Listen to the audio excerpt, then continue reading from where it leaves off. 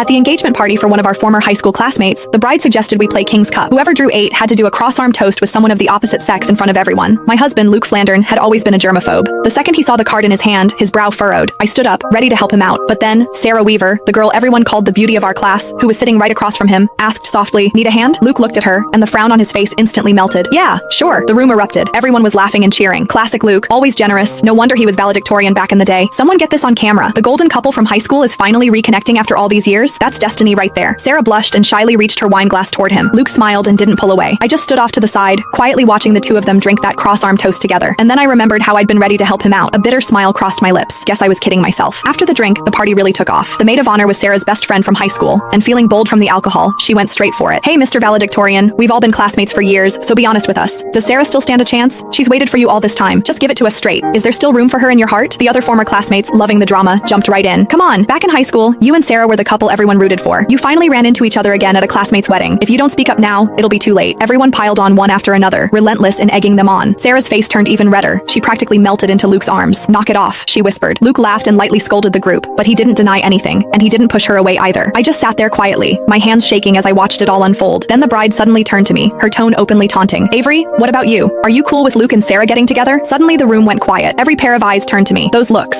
curious, mocking, hungry for a show, yanked me straight back 10 years, to the day Sarah confessed to Luke. I remembered it like it was yesterday. It was a sunny afternoon during gym class. In front of everyone, Sarah laid her heart out to Luke. At the time, Luke was already my boyfriend. Too embarrassed to turn her down directly, he shot me a helpless look. Acting on instinct, I stepped in front of him. "Sarah, Luke doesn't like you. Please stop putting him on the spot." Sarah froze. Her eyes went red, and tears immediately started streaming down her face. Luke's expression shifted too. Without a second thought, he shoved me aside and ran after her. The people around us immediately started whispering, "Avery's out of line, don't you think? What does who Luke likes have to do with her? She's such a busybody. For real, who does she think she is? Just because she sits next to Luke, she acts like she owns him. So gross." I stood there helplessly, trying to explain that I wasn't just his desk mate. I was Luke's girlfriend. But just then, Luke came back to grab some tissues. He heard what I said and stopped in his tracks. "She's joking," he said it to the classmates around us, defining our childhood sweetheart relationship of a year and 8 months with a single sentence. For that entire gym class, I endured the strange looks from everyone around me until I wished the floor would open up and swallow me. That night, I hid in my room and cried by myself when Luke knocked on my door. He apologized, saying he hadn't meant it that day. He just didn't want everyone gossiping about us, so he hadn't admitted we were together. He also said I shouldn't have been so harsh with Sarah. She had cried for a long time afterward, and he couldn't stand seeing her like that. In the end, he gave me a braided bracelet and made me a promise that once we graduated, he would officially tell everyone we were a couple. 10 years later, that braided bracelet was still wrapped around my wrist. I snapped back to the present. The bride was still defending her best friend. "Sarah, don't try to stop me. Back in high school, Avery was always causing problems.